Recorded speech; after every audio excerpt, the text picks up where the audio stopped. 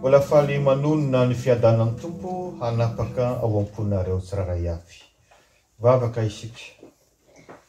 Tonga ny fotoana hampairezanao, hanitsinao zay diso aty aminay, ary hanoloranao zay fantatrao fa mahasoa. Hijoronay araka ny sitraponao tompo. Mitenena, kasio ny fonay, reseo lahatra izay. Avifanay masonao, havaozo ny fiangonanao. Amin'ny anaran'i Jesosy Kristy. Amen. Romanina toko 9, andininy 7:40 ka hatramin'ny 7:70. No isy ny fampianaran'ny tompo ho anao indray ry fiangonan'ny Malaby. Ary singanina manokana ny andininy 7:40 mivaky toy izao amin'ny anaran'ny tompo. Fa izay taria ny fanahin'Andriamanitra no zanak'Andriamanitra.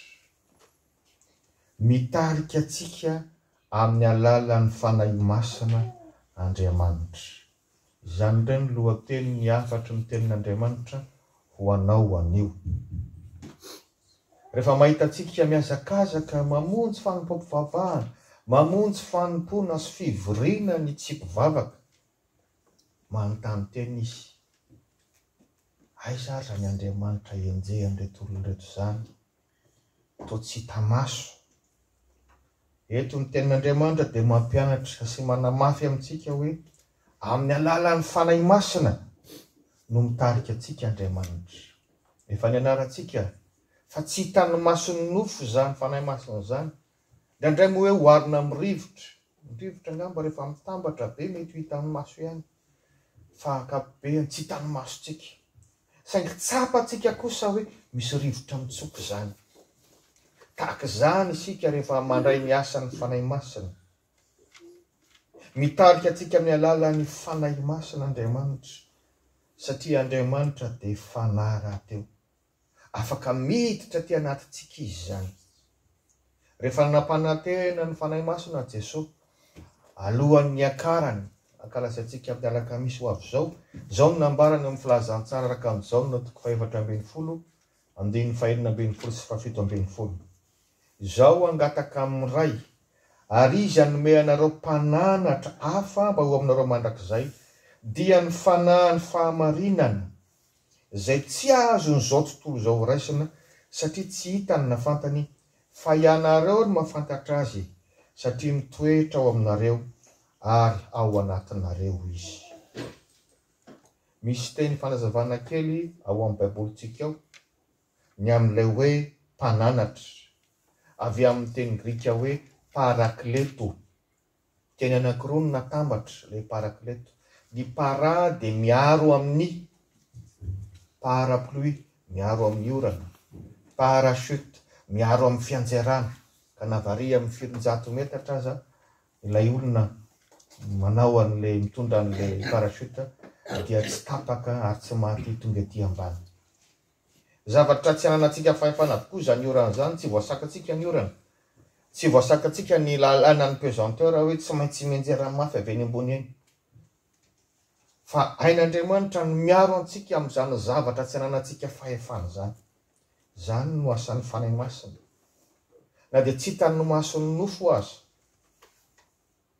Ary tsy mahagaga raha maniratsira antsika, manenjika antsika, ny tsy mino satria mazava izay voalaza amin'ny tenin Jesosy, ny amin'ny fanahy ny fahamarinana io, tsy azo n'izao tontolo izao raisina. Rehefa tsy manana ny fanahy masina izy, dia tsy maintsy hanenjika anao izy, tsy maintsy andrabiraby anao izy, haneso anao izy, na dia ray aman-dreninao aza, na dia vadinao aza, na dia mpiray-po aminao aza. Satria nahoana? Tsy hitany na fantany izy. Isika no mahafantatra. Isika no mahafantatra ny hoe zany fa miasa ty anatiko ny fanahy masina. Ka lay para dia miaro, ny kleto eo anila. Miaraka amintsika foana zany Andriamanitra amin'ny alalan'ny fanahy masina, ary miaro antsika amin'ny loza tsy takatry ny saintsika, satria ny fahavalontsika koa ny dia fanahy ratsy. Satana zany, nga hitan'ny masontsika zany, ka na firy midanina amin'ny karate azy ianao, tsy hitanao erovan-tenany hoe za tsy matahotra an'izany devoly zany, fa tsy mila mivavaka fa za ihany miaro ny tenako. Tsy hitan'ny masonao zany. Ny fanahy masina ty anatintsika ihany no miaro antsika amin'izany asa amin'ny devolo zany. Rehefa vakianao tsara le mpananatra ambarany hoe parakleto dia voalaza fa mpisolo vava. Maninona moa mpisolo vava rehefa ny amin'ny fitsarana? Na dia nanao an'ilay eloka aza ilay olona, maninona izy? Miaro foana izy, zany no asany. Zany tsika rehefa ao amin'ny Kristy. Efa samy nanoto isika rehetra, tsy mendrika. Fa rehefa ao amin'ny Kristy ianao dia izay ny voalaza hoe tsy misy fanameloana intsony amin'izay ao amin'ny Kristy Jesosy. Efa ny fiarovana anao sisa natao mitombo rehefa olona nibebaka ianao. Tsy misy ataoranao intsony sao dia hoe ka dia mbola hitsarana amiko liana. Rehefa nibebaka ianao dia efa vitsy izay miaro anao ny fanahy masina. Ny fanahy masina dia voalaza ary ambany ary amin'ilay mpananatra mpanampy. Ahoana moa no mba hatakarantsika olombelona nofo amandra mba raha ny ten'Andriamanitra fa tahaka ny kankana sy lavelona ity ny hoe alalan'Andriamanitra izay fanahy. Fa ny fanahy masina izay omen'Andriamanitra izay mandray azy no manampy atsika hatakatra an'izany tontolo ara-panahy izany. Izany ilay Andriamanitra miaraka amintsika amin'ny alalan'ny fanahy masina. Pampahery hoy izy. Tsika rehetra ao dia samy malala fa misy fotoana tsika reraka kivony amin'izany fivavahana izany. Dia indray mety misy zavatra antenaintsika sy eritreretintsika fa tsy arak'izany dia te hijanona mamoy fo. Fa raha mba matonina vavaka kely fotsiny, izao ny fanahy masina miasa mampahery anao indray. Izany tompoko ilay fomba hitarihan'Andriamanitra antsika amin'ny alalan'ny fanahy masina. Ilay Andriamanitra lazainy izao tontolo izao fa tsy hita maso. Ilay Andriamanitra manova olona. Tena manova olona. Miarahaba ny lehilahy kristianina rehetra aloha amin'izao alahady natokana ho anareo. Atsarovana mba afaka anareo izay. Matsiaro ny lehilahy tokoa. Ary indraindray isika lehilahy dia hitarainana hoe maditra ny vadiko, maditra ny zanako lahy. Dia atao izao rehetra izao. Nefa dia lazany eto amintsika eto fa raha ho saziana foana fotsiny dia tsy ampy hanova olona izany.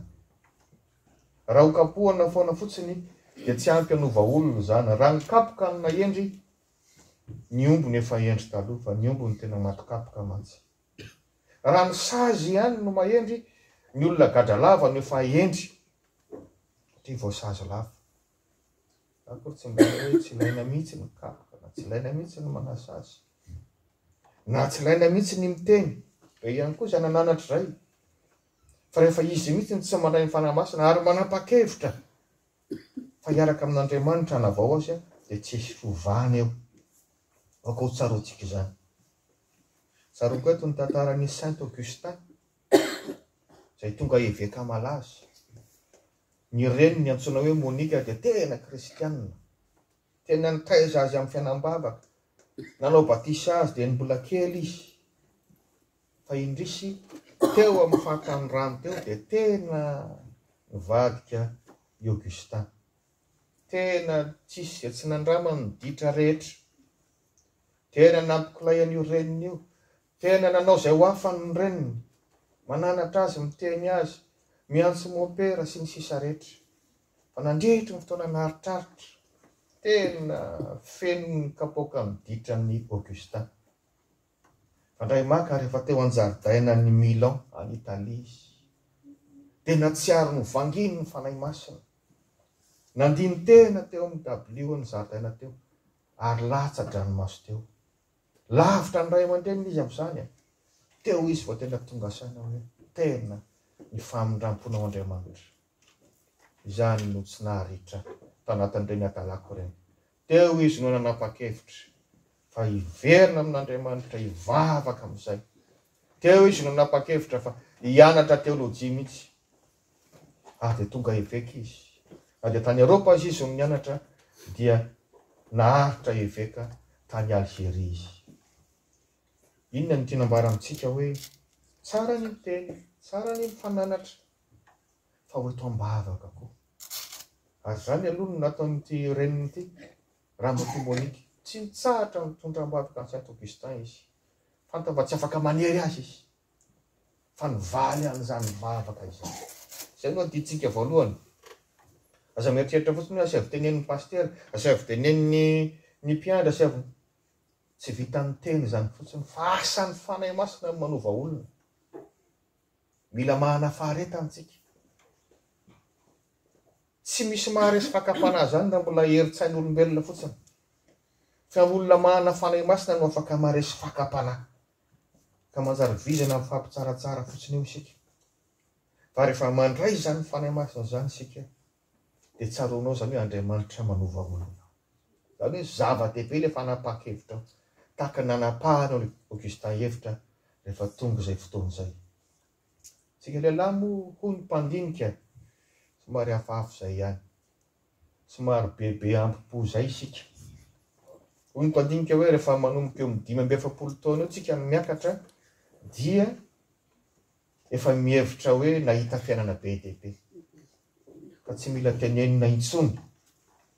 Fa izay teneniny vavantsika ary ny tokony arahana. Dia sarotra ihany ny taona ny lehilahy ary matetika any amin'ny trano fiangonana, ny lehilahy no vitsy anisy. Ohatran'ny tompo fa eto, ohatran'ny mba maromaro anisa ihany ny lehilahy. Oharina amin'ny vehivavy, asan'ny fanahy masina izany. Araoko isaorantsika an'Andriamanitra. Fa tena ilaina ny mitory, ilaina ny mifananatra, ilaina ny mifampiteny. Fa aza metehitra anao hoe izay ihany no mahova olona. Ny fanahy masina ihany no tena manova olona. Dia mitodika amintsika rehetra, mitodika aminao lehilahy. Tsarovy fa miteny aminao Andriamanitra amin'ny alalan'ny ray aman-dreninao, amin'ny alalan'ny manodidina anao, ary indrindra amin'ny alalan'ny sampana. Io zany mba sehatra anankiray fampizarana, nga misy tanteraka izany. Fampizara olana ao anatin'ny eselika eo, fa tsy hoe izay anjely ihany no lasa miditra mpikambana. Ianao amin'ilay maizy, ianao mihitsy no antsoin'ny tompo. Ary tsy hoe isika sy amintsika eo ihany, fa rehefa avy eo mihaona amin'ny sampana mpiray fitandremana hafa any, dia mahita hoe hay hoe ohatr'izao no azo andresena lahatra, hay ohatr'izao no fiatrehana ny zavatra ohatr'izao. Tadio izay fa tena mitaiza ny sampana. Rehefa vita matsika ny fanompam-pivavahana dia samy ravy. Tsara ny toriteny. Fa izaho mihitsy no hiteny aminao hoe tena tsy ampy ny toriteny. Misy fampianarana tokony arahana, misy fandalinana tokony atao, misy sehatra tokony ampiarana izay voarainao, fa tsy hoe lasa be kibo be fotsiny tsika fa ny tongotsika tsy mandeha mihitsy. Gamba efa nahita an'izany kisary zany nareo. Ka izany no anentanana antsika lehilahy hoe sehatra anankiray. Tsy misy tanteraka io, na président ianao, na secrétaire ianao, na ino ianao, fa ao no mifampitaiza, mifampivavaka. Zany no tena hiran'ny lehilahy zany hoe mifampivavaka zany. Aza manamafo isika lehilahy. Fa tia ianao ny tompo. Mirotsao mpikambana. Fa rehefa tena tia an'Andriamanitra ianao, dia raisy ny zanany. Ary ny zanak'Andriamanitra tahaka ny zanaka ao an-trano, dia mandray anjara fanompony. Mahatsiaro mihitsy tena tompon'andraikitra. Dia manjary manana traikefa hoentiny manambady zany. Dia reharehan'ny ray aman-dreny hoe zaza tsara taiza, mahavita manao raharaha, na lehilahy na vehivavy. Mahereza manompon'Andriamanitra ary lehilahy. Fa ianao ny fanantenan'ny fiangonanao, sady fanantenan'ny tompo rahateo. Amen.